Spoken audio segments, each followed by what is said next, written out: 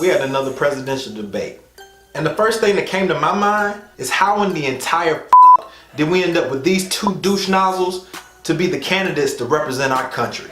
I swear it all happened so fast, and you motherfuckers let it happen. Shame! Shame! Before I really get this video started, I'd like to come out and say from day one, I was the one who said it was all set up for Hillary to win in the first place. I mean, when you really break it down, first black president, first female president, next we're gonna have either the first Mexican American president or the first homosexual president. You know, to represent all the different genres and ethnicities, just so the American people can be tricked into thinking that we have somebody to represent us. But enough about all that. This isn't why you're here.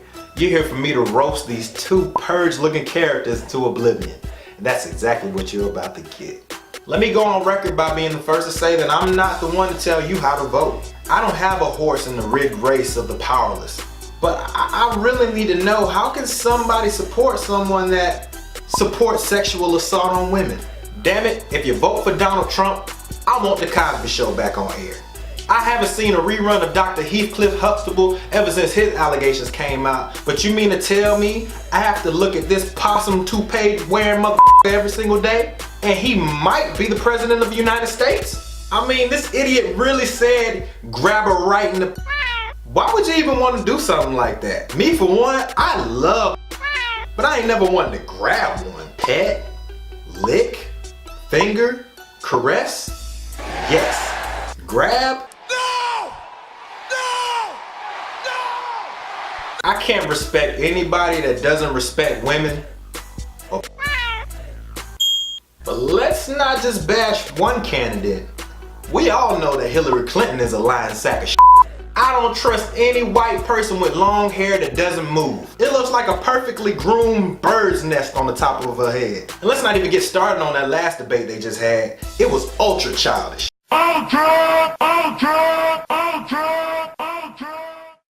Every time Trump got asked a question, he dodged that like child support. That duck lip some is it me, or does his eyes look exactly like his mouth when it's closed? How am I supposed to take command from somebody that got 3 orifices in his face? Hillary kept saying that Trump was unfit to be president. And in the back of my mind, all I kept thinking about is how unfit she was for Bill's penis. That's already a strike in my book. I will say this, I do agree with one thing that Trump said.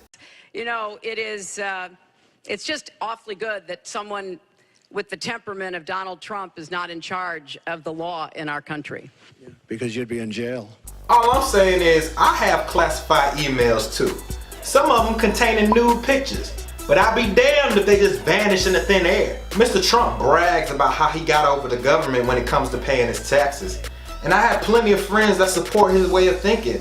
But when it comes to the less fortunate doing the exact same thing, all of a sudden everybody has a problem. As a matter of fact, of all the moochers in society today, the majority of them have to work in order for them to gain their benefits. And half of food stamp recipients are children. The only difference is when the wealthy use and abuse the system, thousands of people get hurt. Generally, when poor folks do it, there's nobody affected by it. This last debate was pretty much a waste of time, but it was semi-entertaining. It was like watching one big long wrestling promo without the simulated violence. At the very end of the debate, they were asked to name something positive about the other candidate. Funny thing is, I can't name anything positive about either one of them. If I had to choose between who won and lost in that heated war of words, the loser was us, the American people. If we don't open our eyes and revert back to middle school government class, where we learn that Congress makes laws, nothing will ever really change. Either way it goes, I'm truly embarrassed to know that one of these hats are gonna be our commander-in-chief. It really bugs me that the American people are being bullied into choosing the lesser between two evils. What you're not gonna do to me is try to make me choose one candidate that's lesser of a head than the other candidate. This has been your boy MattSpeaks. Make sure to like, share, and subscribe this video if you rock with it, and even hit it with a thumbs down if you don't. And I just spoke on it.